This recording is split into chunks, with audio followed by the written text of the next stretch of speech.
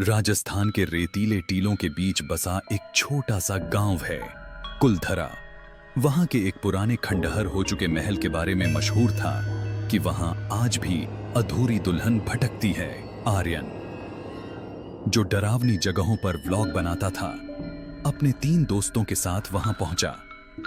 गांव वालों ने चेतावनी दी थी, रात को घुंघरुओं की आवाज आए तो पीछे मुड़कर मत देखना, वरना वो तुम्हें अपनी बारात में ले जाएगी। रात के ठीक 12 बजे आर्यन और उसके दोस्त महल के मुख्य हॉल में थे। अचानक सन्नाटे को चीरती हुई छम छम की आवाज गूंजी।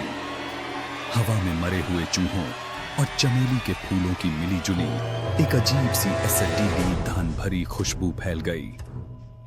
तभी उन्हें कोने में एक साया दिखा। एक औरत बैठी थी जिसका चेहरा घूंघट से ढका था। उसने सुर्ख लाल जोड़ा पहना था, लेकिन उस जोड़े से खून टपक रहा था। आर्यन का दोस्त समीर डर के मारे चिल्लाया, कौन हो तुम? वो औरत धीरे से उठी। उसके पैरों की उंगलियां पीछे की तरफ मुड़ी हुई थीं। जैसे ही उसने अपना घूंघट उठाया, सबके पैरों तले जमीन खिसक गई। चेहरा नहीं था, मांस के लोथड़े लटके हुए थे। आंखों की जगह सिर्फ 2 गहरे काले गड्ढे थे जिनमें कीड़े रेंग रहे थे। उसका जबड़ा आधा टूटा हुआ था, मानो किसी ने उसे जिंदा कुचल दिया हो। वह फुसफुसाई। उसकी आवाज ऐसी थी जैसे सूखी लकड़ियां टूट रही हों। मेरा फेरा अधूरा रह गया। क्या तुम मेरे साथ 7वां फेरा लोगे? इससे पहले कि कोई भाग पाता, कमरे के दरवाजे अपने आप बंद हो गए। वह दुल्हन हवा में तैरती हुई समीर के पास पहुंची। उसने अपने नुकीले काले नाखूनों से समीर का गला पकड़ा और उसकी खाल ऐसे उधेड़ दी जैसे कोई कागज फाड़ रहा हो।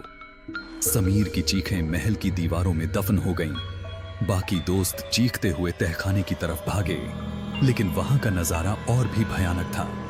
वहां सैकड़ों कंकाल सजे हुए थे। सबने दूल्हे के कपड़े पहने थे।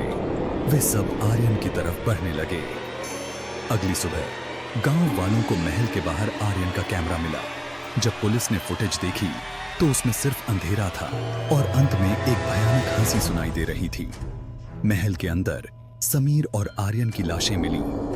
उनके शरीरों पर हल्दी लगी थी, सेहरा सजा था, लेकिन उनके सीने चीरकर उनका दिल निकाल लिया गया था।